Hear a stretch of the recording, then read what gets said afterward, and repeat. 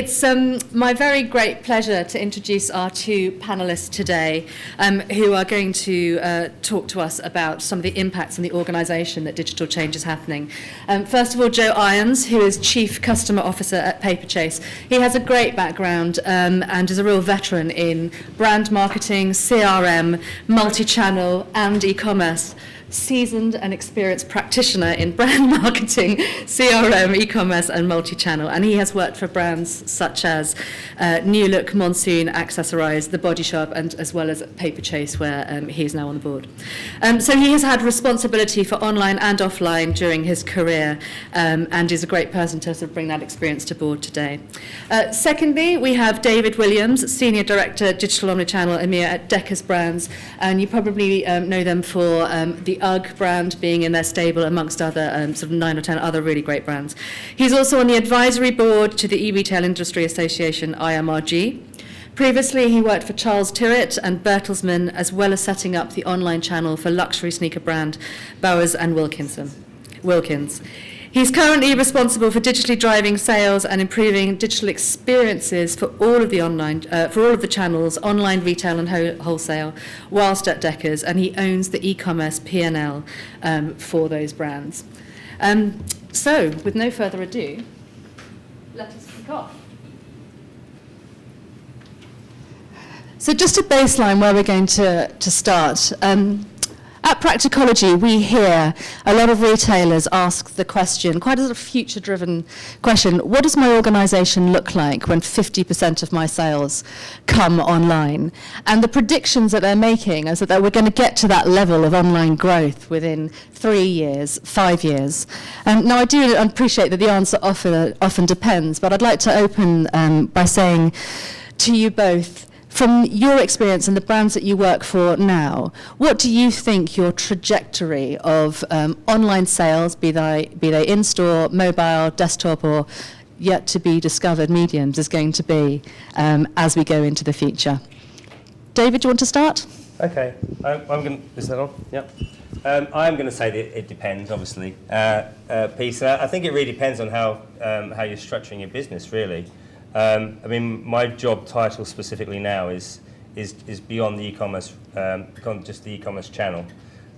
It's about digitally influenced sales in stores. So whether it's click and collect, click and reserve, endless aisle, shipping from your store, ship from store, probably doing same-day delivery at some point, and then you start thinking, well, what is an online sale? So it's very difficult. I also am looking at the potentials with wholesale partners of supporting them on their online channels. So it becomes very, very blurry. It also depends on your business and how you're really considering the size of your retail store fleet. So I find the percentage thing really difficult to manage. What I'm hoping to do is I help grow all channels, and it's customer centric. So whether it's our wholesale partners, whether it's our retail stores, or whether it's our online presence.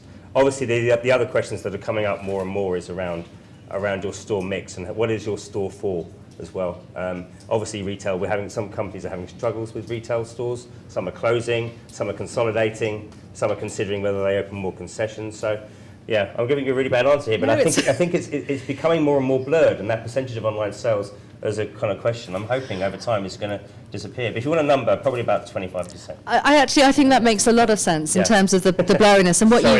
No, but what we're really here to talk about is actually how customer shopping behaviour is changing what we see. Would you agree with that in terms of how you perhaps forecast where growth is going to come from and whether channels actually matter or not, Joe? Yeah, I would. I mean, at Paperchase, we were fairly slow in terms of getting online. We only launched 6 years ago. So we're in a kind of rapid catch-up phase at the moment, and growing very nicely, but a long way to go.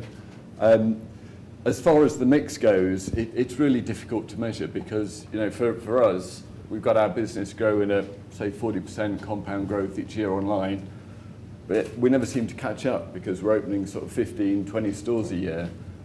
So our mix is actually kind of very static because we've got significant runway in terms of store opening in the UK. So 5 or 6% for us, albeit from a profitability point of view, which is probably much more important, it's much more significant for us. So in terms of the numbers, I guess fashion, it feels like 15, maybe moving to 20 odd, albeit I think growth for anybody with all the stuff around Brexit and so on over the next couple of years, it's probably going to be tough. Congratulations to being the first person to mention that so far today.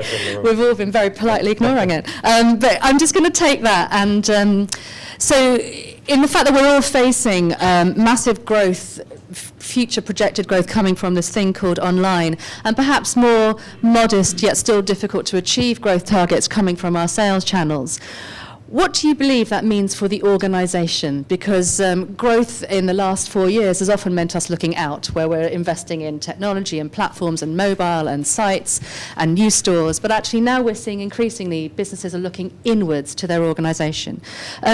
Joe, you first. What kind of challenges are you seeing? Well, say we were slow into the game, and when I arrived, we kind of had a sort of challenge. We wanted to get to 10 million very quickly. And so we took the decision at that time, sort of 3-4 years ago, that we did want to take quite a siloed approach to it. So I kind of had a team, we were very focused on the channel, and it was a small bunch of people making decisions around e-com and growing it quickly. We've now got to a level, and it's much more now about making it part of the wider fabric of the organisation. So if you're a buyer or a merch in Paperchase, you absolutely need to be thinking about online. And that's taken probably a year to get people kind of thinking about it and talking about it, because historically we've been quite siloed with it. And in fact, a year might seem quite quickly compared to perhaps a predominantly wholesale organisation where the dynamic is different. Yeah, absolutely. And I think I've been at Decker's Brands for 6 years. There was no online business when I joined. I was just talking about it earlier, actually. We had a distributor in the market.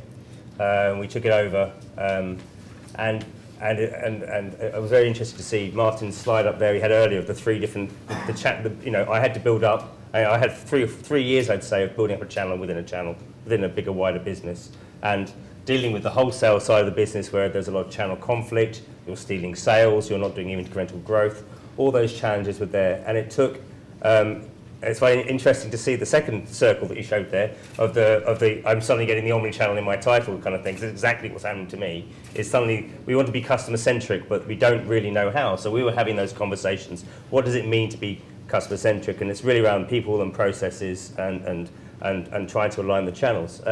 So we've gone through some of that challenge now, and that comes around, as you say, buying and merchandising, looking at more about the functions in the business and which ones need to go across all the channels. So whether it's buying and merchandising, inventory management, looking at the processes you have around that, looking at those cross-channel services that everyone is implementing or has implemented, click and collect, click and reserves, endless aisle. So we've started to move down that journey, but we need to move further along that journey now.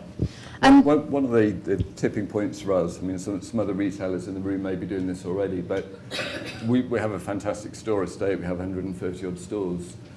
They're the best people to promote our online offer. So we took the decision that whatever we sold online, the store manager would be bonused on, which kind of sounds, challenging. It was a difficult sell to the FD at the time, but it meant our store colleagues were actively promoting the website because they knew it's part of their bonus at the end of the day. So that was kind of a tipping point for us. And how much do you think that your role as Chief Customer Officer enabled that to happen? Because increasingly we're having to work cross-functionally in order to affect some of the changes that you're talking about. I think it just helps the business focus on the customer rather than the channel. So that's where the conversation begins. Ultimately, it doesn't matter if the sale comes in store or it comes online, just get the sale. And we've kind of taken that mentality. Now, at the moment, we're in a fortunate position. We've got good online growth and we've got positive like-for-likes in stores. So, that's working for us. So that's the kind of thing that we come back to. We also use Net Promoter across both channels. So that's our kind of key soft metric, if you like, outside of sales, in terms of measuring how we're getting cut through with customers. And David, from your position as well, so you also have a role that spans multiple channels. And we spoke earlier, Martin spoke about Chief Customer Officer. You're actually responsible for bringing some of the experience across channels. How important and how much do you see that role? How significant do you see that in the future in order to be able to achieve the growth that's projected? It very much goes on what Joe's been saying as well, and we have the similar sort of thing. around the soft sales being attributed to the stores. In my world, with a wholesale business and an e-commerce and a retail business, at the moment it's very easy to get that across from the retail stores and the e-commerce world, easy because it's your own stores, it's your own brand situation. You can again have an NPS, shared goals. It's much easier to do.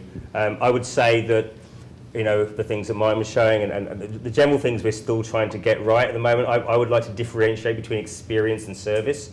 It's services that we're trying to get across there and consistent across there to give a good consumer experience. I still consider click and collect a service, click and reserve a service, endless aisle as a service. The experiential stuff, I don't think very few brands have got completely right. It is a bit harder with a wholesale business, with different selling periods, different KPIs that drive them. And a traditional mentality of a sales guy is very much driven around how many can I sell in my channel to that particular retailer, and that's my next challenge, is to try and find ways to support those retailers, get more involved with those retailers in their digital presence and the consumer-centric elements to it to help them grow that, and then hopefully we'll bring them on board as well, because that's one of the more difficult things in my job. I think KPIs is a really fundamental area to cover, because they are very channel-specific and channel-centric at the moment, and perhaps not so customer-centric.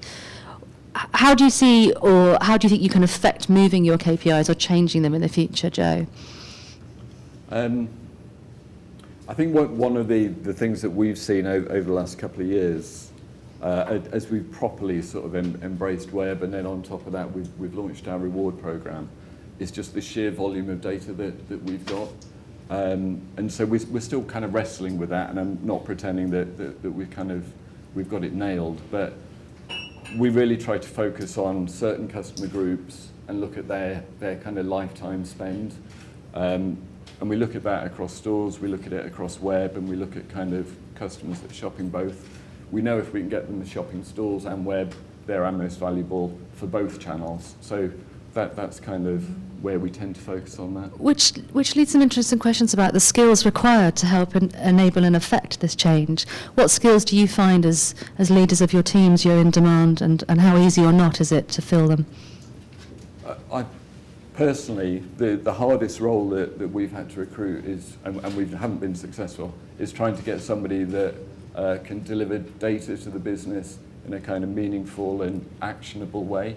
It's kind of the hardest challenge that we've had, is to kind of take all the huge amount of data and make it interesting for people. It's obviously where we work with yourselves. So. Yes, we work with you on that. What about you, David? Is that the same, or any other areas? There's the wealth of data now, and when you're trying to break out of there's enough in the e-commerce channel to worry about.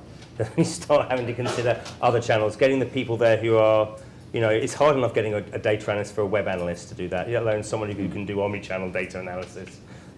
We do analyse the customer data. We have our own. That area I'm not too worried about, obviously, because as was talked about earlier, single customer view is getting a little bit easier to get your head around within our own channels. Within wholesale, that's a different matter completely. Where we're finding now, and part of my remit is experiential stuff in stores now. I have much more responsibility in stores for digital activities. Is that blurring of the roles that go into retail and online.